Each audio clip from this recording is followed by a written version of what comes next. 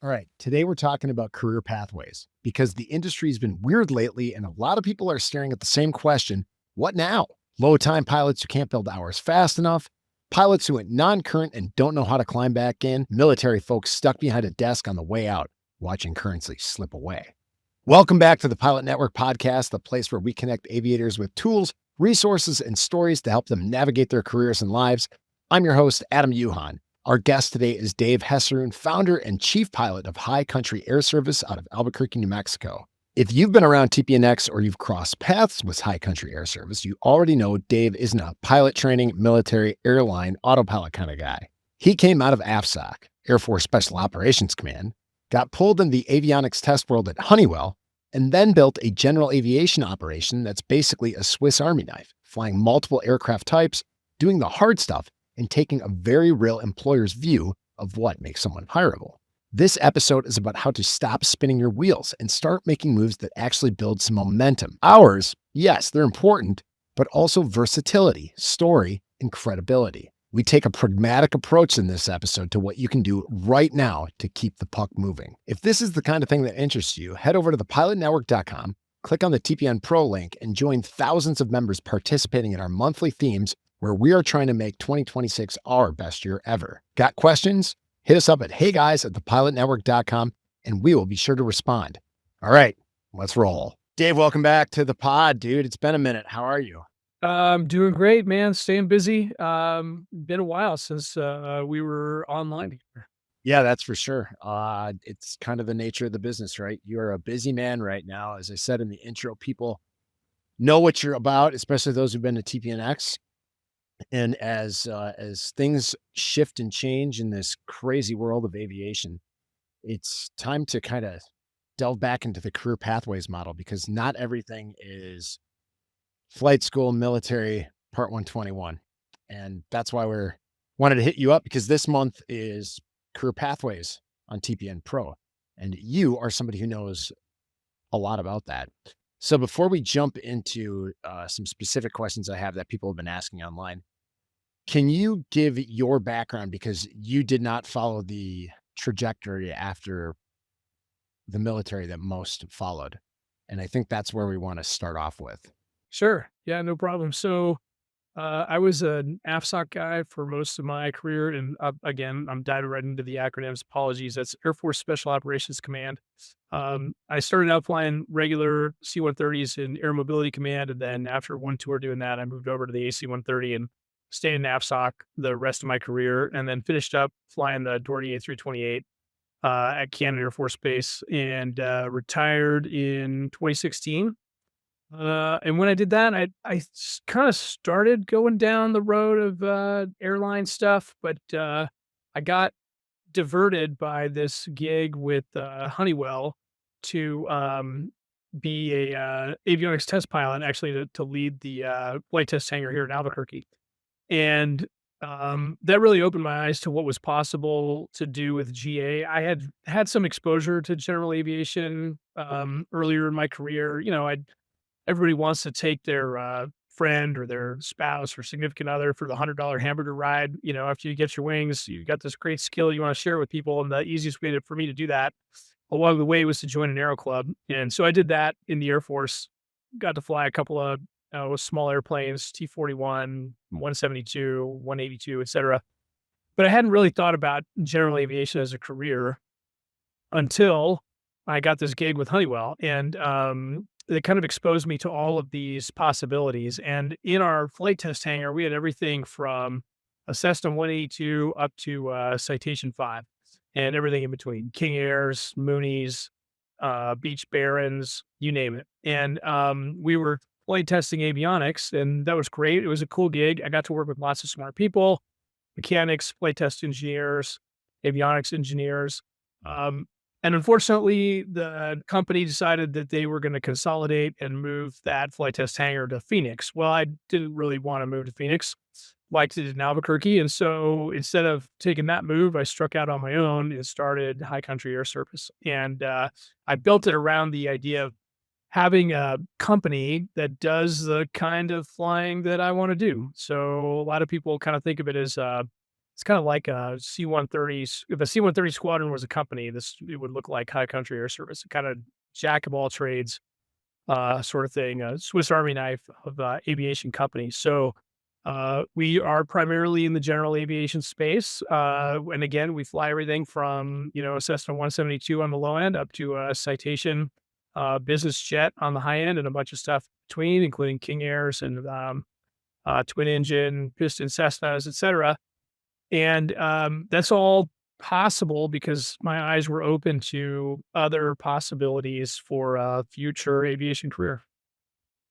You you've seen a lot of pilots come through, not only what in your military career, but people who've flown with you at High Country, and then just meeting a bunch of people like TPNX and the other things like that.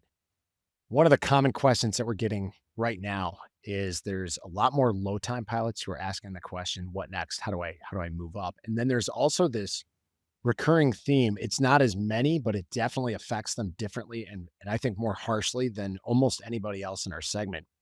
And that's the pilot who are non-current. And I think they kind of match up with those low time guys, right? It's very similar feel. And when you meet those people, say, "I'm non-current," or "I'm low time," what's the first thing you want them to know? Or first thing you want them to know, and the first thing you want to know as an employer. The first thing I want them to know is, hey, you're not alone. Like, lots of people have been in your shoes before you. And then the first thing I want to know, really, their first two things I want to know is what ratings and hours do you have now, and what are you doing to improve that situation going forward? So obviously, if you're asking for help, it's probably because you're a low time pilot and you're not yet at the level of your career ladder that you want to be. So you probably need some more hours, but there are lots of ways to go about that. And my first question to them would be, what are you doing to address that? When you kind of get that initial feel off of them, a lot of them feel behind. At least that's what I've been gathering recently with a lot of conversations I've been having in all sorts of places, especially on TPN Pro. The what do you see that common reason and that they're falling behind? Like a low time pilot thinks, "Hey, I should be at this point in my career, but I'm not." And they're trying, but they don't know the common thread, I guess. So what do you see? And then they kind of stay behind. They sometimes they don't catch up as fast as they want to, no matter what they're trying to do at their current job or whatever the case might be. Do you see any common threads there? Yeah, I see like it really in two different contexts, right? So the straight civilian pilot who has, never been in the military and then the military guy. We'll take these two cases separately. So the civilian guy has unique challenges having to, pay their own way through flight training to get to the level where eventually they'll get to a 121 gig. And along that path, life intervenes, right? Like you have family or you have kids or your parents get sick or your job moves you to Phoenix from where you live. Like there are all of these factors that I didn't really have to contend with being a military aviator because aviation was already a given. Like once I got my wings, Uncle Sam was going to stick me in a flying job regardless. Well, e- everyone is gonna have these challenges on the civilian side of life intervening to interrupt your flight training plans, and you gotta, adapt to, "Hey, I had to change the job," or "I got laid off," or "My family got sick." Whatever that is, you gotta figure out, "How can I adapt my training path to get me where I wanna be so I can continue, moving up in my aviation career?" And there's a lot of ways to skin that cat, and I'm sure we'll get to that in a second. For the second case, the military guy, the common refrain for guys who feel like they're behind is they get stuck in a non-flying job. So we built our Skill Bridge program to address this. Like our target demographic is a guy that gets stuck in a non-flying staff gig for their last tour before they separate or their last tour before they retire. And so they spend 2 or 3 years flying a D6D and not getting any hours, and they're totally instrument non-current, et cetera. Well, in our Skill Bridge program, we can help address that, get you some airtime again, get you recurrent, get an IPC, et cetera. Um, but there are also things that, depending on the circumstance, depending on where you're flying this desk, you may be able to address on your own. There may be a local aero club. There might be a local civilian flying club you could join. There are probably other guys stuck in that staff job who are aviators that, even if none of the club options exist, maybe several of you go in together on buying a plane. And there's whole books written on aircraft partnerships. There's a lot of ways to address that in the short term. And of course, our skill bridge program is another solution that guys can apply if it fits with their post separation or post retirement plans. All right, I wanted to narrow down or drill down on two of these things. All right, so there's the low time guy, there's the non-current, then there's like a separate non-current, right? There's the non-current desk jockey dude who and or whatever, like they're stuck in a staff position, or and then there's sometimes the girl who retires from the military and she goes and strikes out on her own, does her own thing, stay at home mom, whatever it is, doesn't matter, and they want to get back. So let's hammer the low time side. Um, what pathway do you see? And you kind of mentioned there with training and stuff like that, but I'll take an example which makes it a little bit easier to kind of get a focus on. I know of an individual who is flying single pilot freight, and I mean that's some tough flying. Like he's going to be a better pilot coming out of it than he ever was going into it. That's for sure. But the reality is the hours just aren't they're not coming fast enough because there's just not enough flying going around in his company. What does somebody like that do for their next move? We'll get onto the non-current stuff in a second, but that low time person there, what what what options you see out there if they're not getting the hours that they want?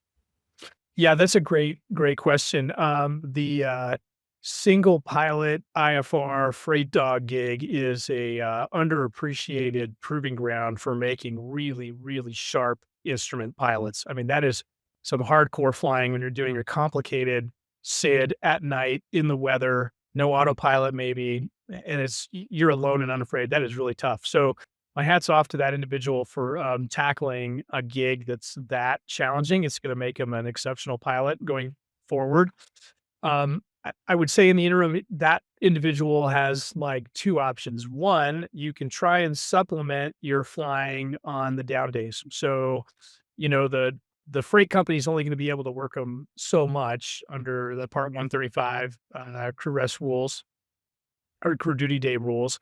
So they could pick up extra days if there's more available at the company. If there's not more available at the company and they happen to be a CFI, they could do some independent flight instruction on the side.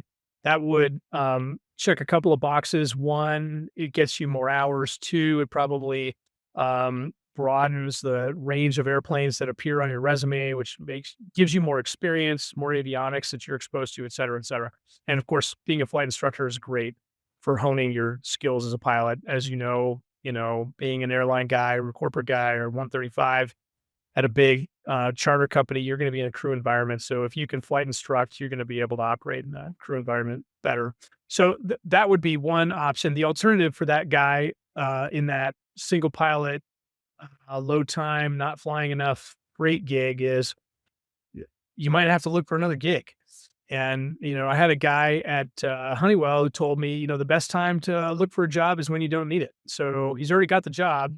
He's able to put food on the table and pay rent, but keep looking for that next job. And the next job is highly unlikely to be the forever job. The next job is going to be just the next rung up in the ladder. And I've run across some guys who are in that similar situation. They did the single pilot freight dog thing for a while, and then they went to a regional, and that got them going down the 121 path and getting that multi-engine turbine time, et cetera.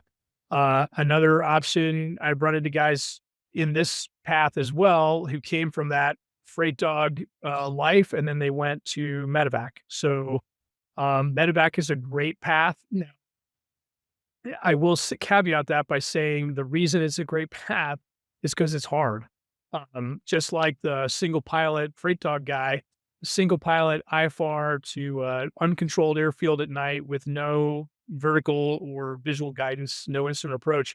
That's hard. You got to be on your game to do that. And for that reason, because it's hard, the turnover is pretty high. But that high turnover provides opportunities to the young guy who wants to come in and he wants to rack up those hours and get that single pilot IFR multi-engine turbine time that's going to be so valuable on their resume. So those are two, options for that individual that you run across.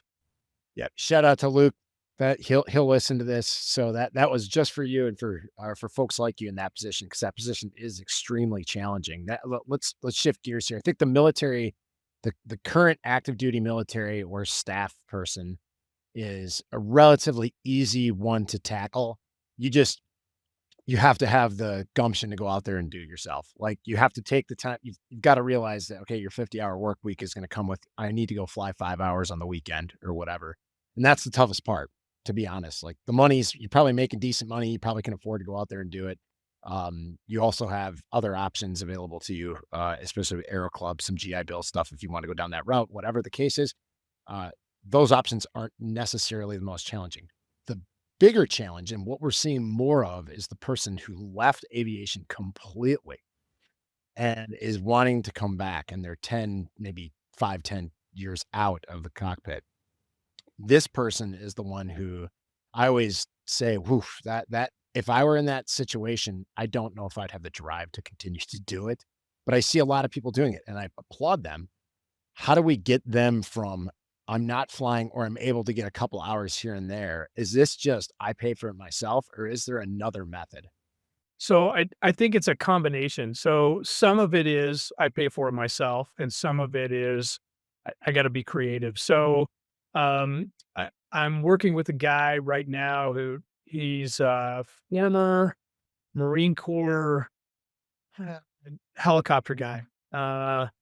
And so, rotor transition to fixed wing comes with all of its own challenges. And he was well on that way, um, and had gotten several fixed wing ratings on his own. That's the pay for it yourself plan. And like you said, the example you mentioned, he'd been out of the cockpit for a few years. He'd been separated from the Marine Corps or retired from the Marine Corps, out of the cockpit, did a completely non-flying job working at a boarding school, I think, and then decided to get back into flying. All right. Well, he already knew he had to tackle the rotary wing to fixed wing transition. So he did that as much as he could on his own, and then got picked up with an airline transition program, which is great. But then there was a hiring freeze. And so airlines like, well, we're not taking any new classes right now. So, on your own and go get yourself recurrent and stay fresh until we open the classes back up and then you can come back. So now he's depleted most of his savings to get as far as he could, thought that he got the brass ring, but it slipped out a little bit. And so I'm working with him and another company who's willing to essentially barter some of his labor in exchange for some flight training. So there's still some additional ratings that he needs to get. Unfortunately, this aviation company has a very military friendly founder, who's willing to work with this guy and, is going to exchange some training that's going to help this pilot's resume as well as his rating stack, if you will. And then in exchange, the company is going to get labor doing all kinds of things, cleaning hangars, flight instructing, eventually when that guy finishes his flight instructor ticket, et cetera. So that's a win-win in that situation. And those are, they're they're not super common, but they're also not unheard of. Like this is not aviation's a small world, like all of small business, and somebody knows somebody who knows somebody that can probably put you in touch, which is why I never get tired of hearing you guys bang the drum about networking. Like I hear that at every single TPNX, like networking is super important. And this case of this Marine trying to get to the airlines is the perfect example of why networking is so critical. Networking is what it got him into this solution. You, besides the networking thing, what I want to really hit on for everybody out there too is all of that super important, right? Like networking and getting your tickets, your rating stack and getting your tickets and hours, blah, blah, blah, blah, blah. That's all really important. The other thing is what I think that folks forget is your resume is growing by leaps and bounds when you get all of these different experiences. When you're able to say that you did the hard work just to get to where you want to be, that final, the last forever job, That is a story, that is a model, that is something that you can put not only on paper, but you can recite back to these people and show how much you care about not only aviation safety, and doing the job that you love so very much, but it shows who you are as a person, work ethic, drive, your commitment to excellence, yada, yada, yada, all the good stuff. I think people forget that when they're working through that. So remember, you're not just gaining this experience and these tickets, you're also gaining this story and this ability to show your commitment to your craft. That is huge. People forget that. And I want to reiterate that so people don't overlook how important that is too. It's an intangible, but the intangibles are normally what happens that get us hired, get us to the places we want to be. It's not normally the stuff that's in the logbook. People mistake that. At least in my experience, it's been that way. One of the things that I wanted to touch on before we kind of move on to the next kind of set here of things to talk about is what's one of the dangerous, or and by dangerous, I don't necessarily mean safety wise. Some of this is safety related. Obviously, it's what we care most about in aviation, but career wise, where you see people make a mistake who are in these kind of positions where they veer off and maybe they chase something they shouldn't chase to get to where they want to be faster. Yeah, I that's a great question. I think one of the potential, potholes that you gotta drive around in this transition is the shiny object. So, you know, you gotta take stock of where you are and what you're getting out of the current position that you're in and compare it to the not just the best possible case of where you might move, but also the worst possible case.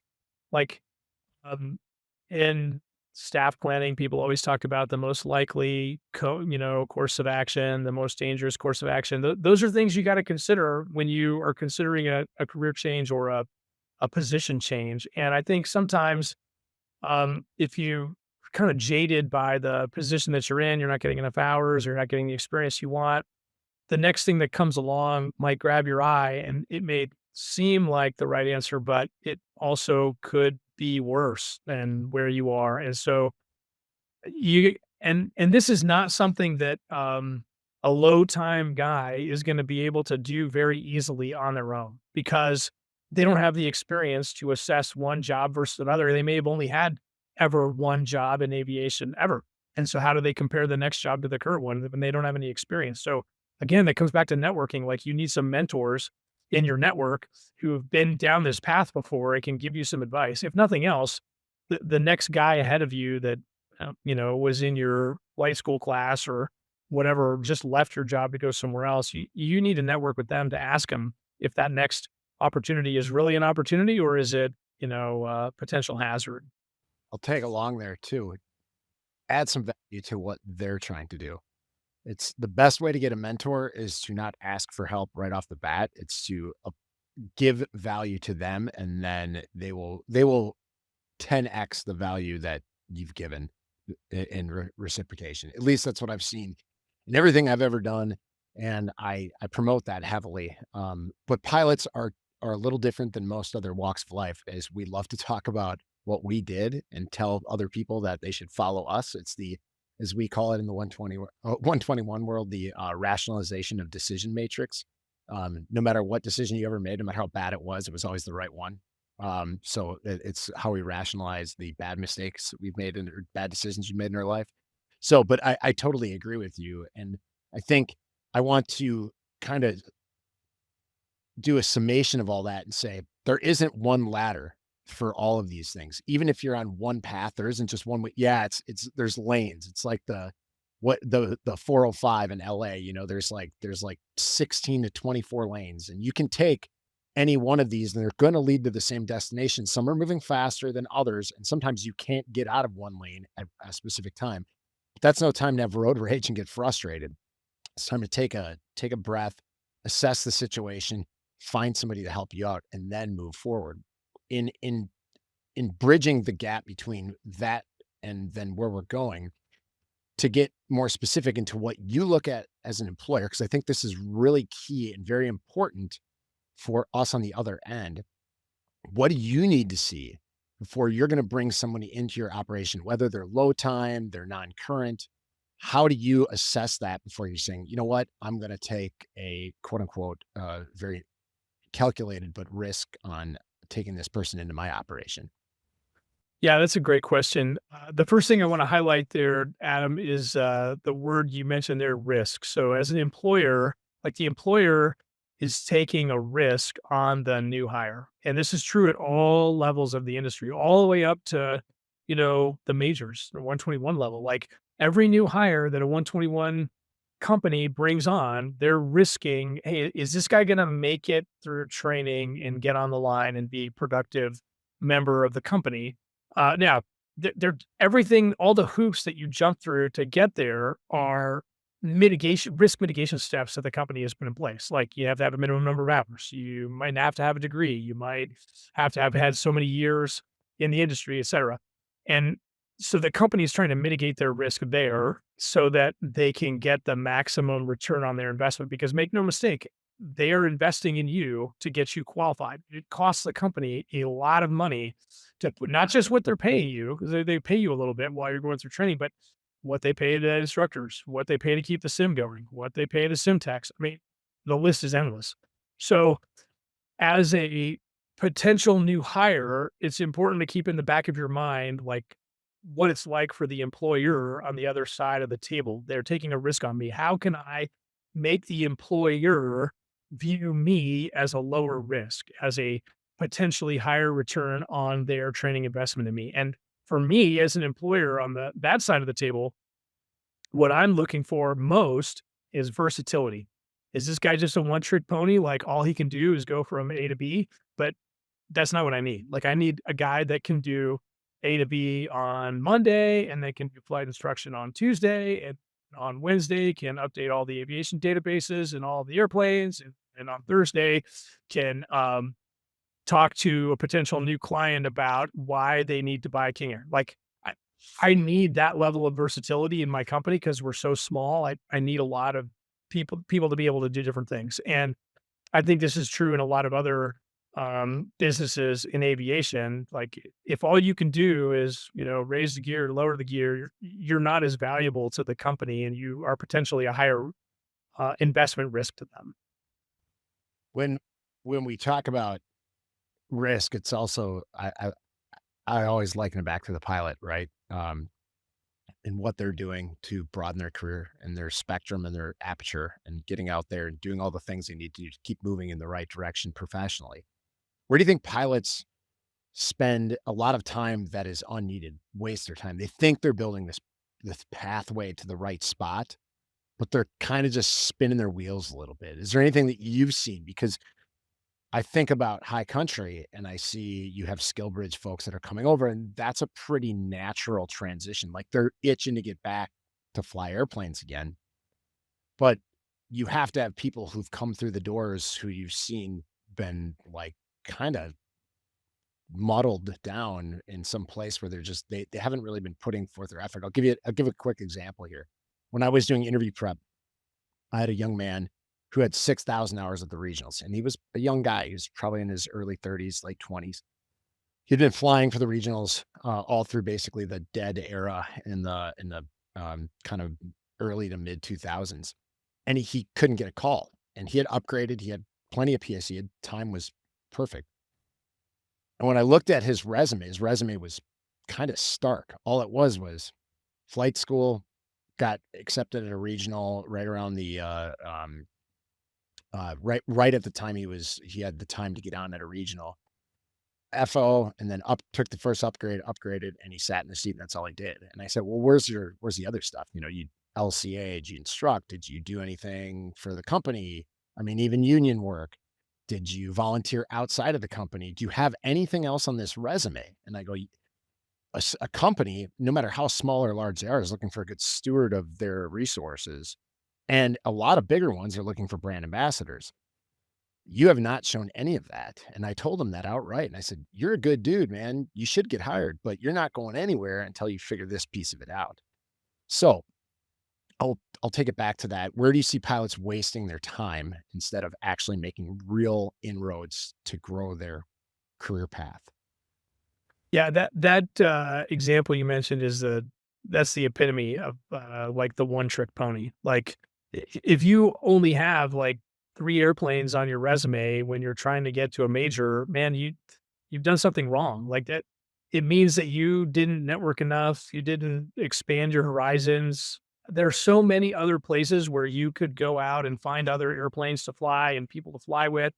The one that it strikes me as a missed opportunity are people who don't get their CFI, not because the CFI is the only path, because it's not. Like there are guys who get to the majors having never instructed at ATP or some flight school, right?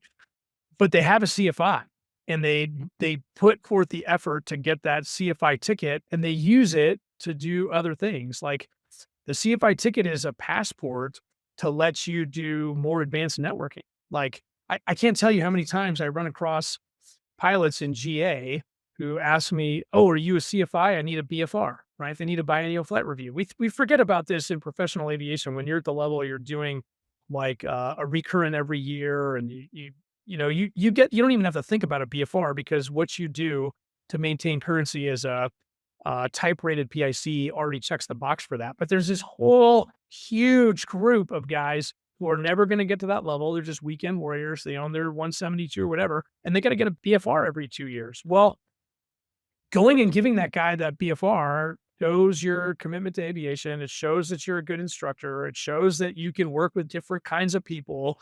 And by the way, it might also expose you to that $100,000 instrument panel that the guy put in his 172 that is full of touchscreen avionics and Garmin and some amazing things. So, um, not getting that CFI or not maintaining that CFI ticket is, I think, a huge lost opportunity, especially for low time guys, whether they decide to go down the straight CFI route to the airlines or not. As an adjunct to that, more on the actual flying professionally, is for an employer. What do you think the difference between a stepping stone job is and a dead end job? Yeah. Yeah, little curveball at you there. Yeah, no, that's a great question. Um, the dead end job is one that you want to leave but can't. And the forever job is one that you love and want to stay. And the stepping stone job is one that you like, but it prepares you to leave to go to the next stepping stone, you know? Yeah, I think the way I look at it is like a dead end job you're not gonna recommend, and a stepping stone job is one you would. Like, Yeah.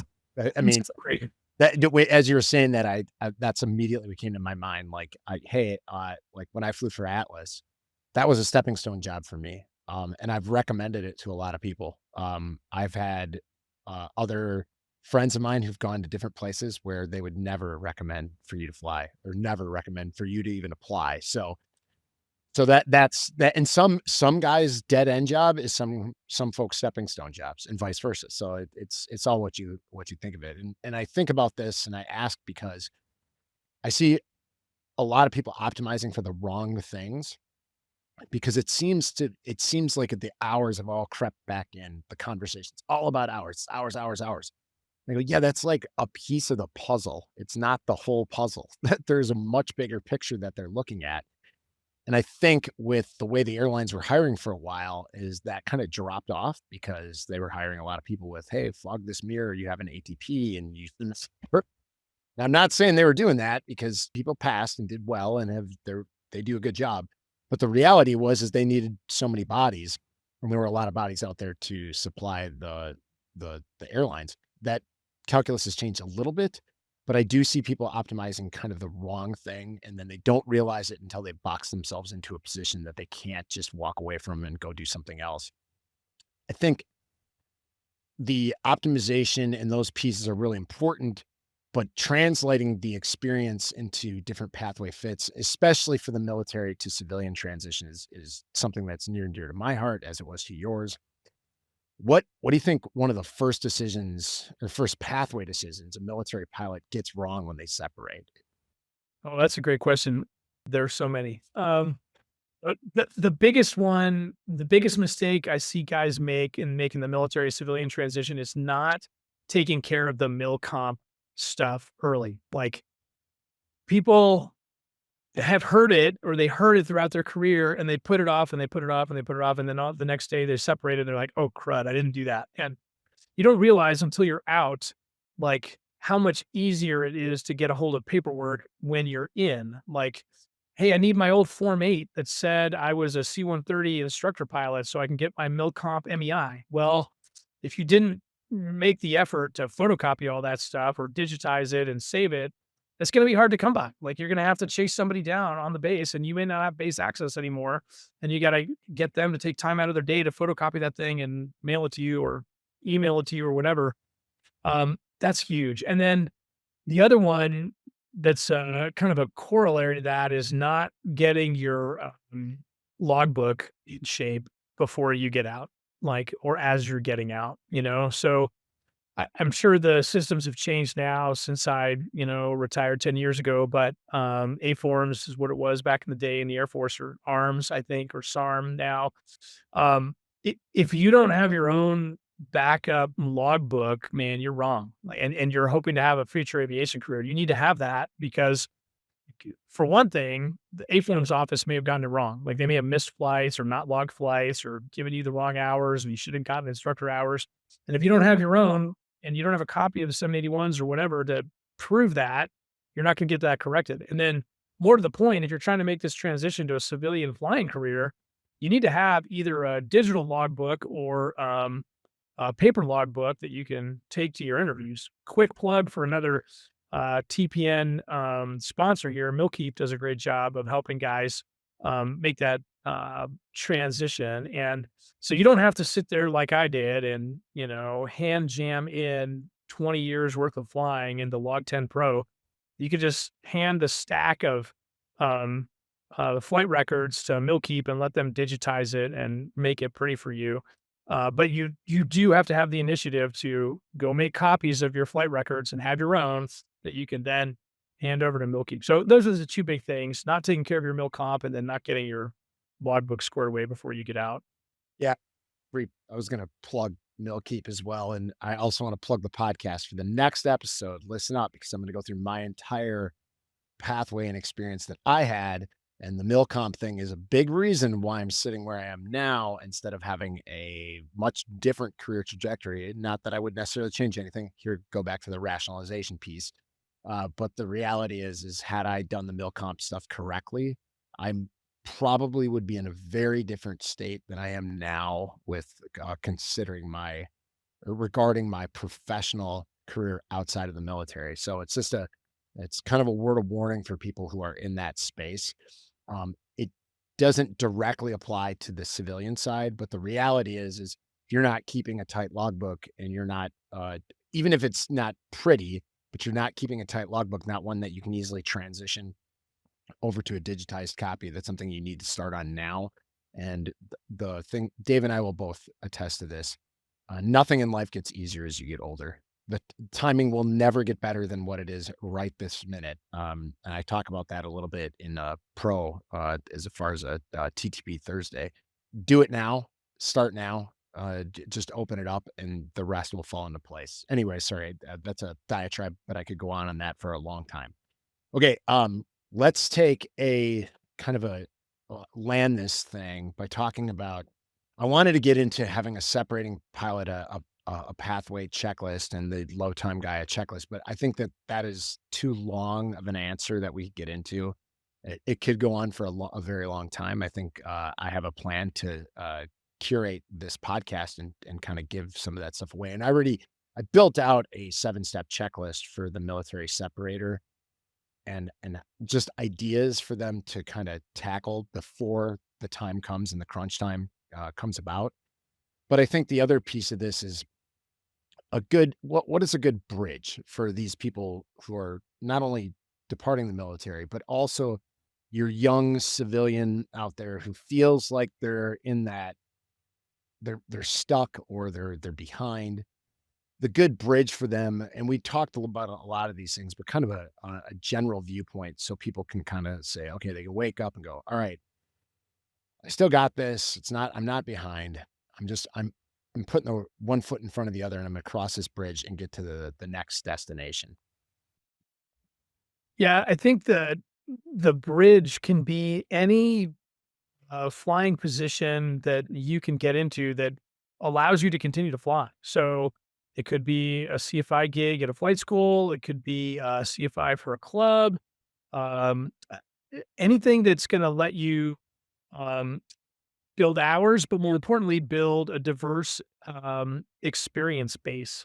So, and that experience base is experience in different airplanes, different avionics, different people at varying skill levels. Again, I come back to the CFI thing because that CFI ticket is your passport to all of those things, whether you're associated with a big flight school or not. Um, but so CFI is a bridge. Other low time pilot jobs can be bridges too, if they're offering you the opportunity to enhance that experience base, right? Do I get to fly different airplanes doing this low time pilot job? Do I get to fly in different conditions doing this low time pilot job? Do I get to fly with different people during this low time pilot job? And if you can answer at least some of those questions, yes, then the position you're in could be a bridge to the next position, which is going to move you up that aviation career ladder. Final two questions. These are fun ones, I guess, if you want to call it that. What's one career lie that we pilots have told ourselves over the years in regards to these career moves and pathways that we go on? I know one that I've told myself many times, but maybe you've got one that you've told yourself or you've heard other folks say out loud, but not even knowing that they're kind of fooling themselves a little bit. Yeah, there's a few. But if I had to say to narrow it down to just one, I would say it's all about the hours, right? That's totally a lie. It is not just about the hours. Like that gentleman you mentioned who had 6,000 hours with a regional, the hours were not enough to get him to that next level. You have to show your versatility and that diversity of experience. And the hours are necessary, but they're not sufficient. Couldn't agree more. And then the last one that I have for you before I give you the final word is if somebody they listen to this podcast, are feeling energized, what's one pathway decision they can make right now, today, that will greatly enhance their capability over the next 5, 10 years? Uh, I would say if you're a military guy, go get your mil comp done. Like, I if you have not done any mil comp and you're still on active duty or in the reserves, go get it done immediately. Like that, there is so little involved and you get so much out of it. Like you couldn't invest less and get more from that. If you're a civilian guy and you already have your CFI ticket, go get your AGI and your IGI. Like you already have the knowledge to be a ground instructor. And to be honest, as a CFI, you already are doing ground instruction before every flight and after every flight. So just study the questions and go take the 2 tests, and then boom, boom, there's 2 more boxes you can check on the next job application. I love it. Dave, where can people reach you? How can they find out more about high country and all that good stuff? Yeah, thanks. So if you want to email me, it's Dave at hcast.pro. That's Hotel Charlie Alpha Sierra dot pro as in professional. Or look us up at highcountryairservice.com. Yeah, cool flying. You guys have a great website. I've known Dave now. In fact, it's always a fun story. When you first came to TPNX, I was like, who the hell is this Dave? And then we became fast friends. I love what you're doing. I love how you've helped the network grow. I like all the people that have come and worked for you who've gotten some experience with TPN, or you guys have connected through the network. It's been awesome to see you grow and see what you're doing. I really want to come down and visit because I love New Mexico, and the places you guys fly around are really, really cool too as well. So keep doing what you're doing, Dave. Thanks for joining me. Any last parting shots at the crowd out there? Yeah, absolutely. I would say no matter where you are in your aviation career path, do not give up. Keep Do trying. Keep trying, put one foot in front of the other. And of course, as always, keep the shiny side up, grease side down. Fly safe, everybody.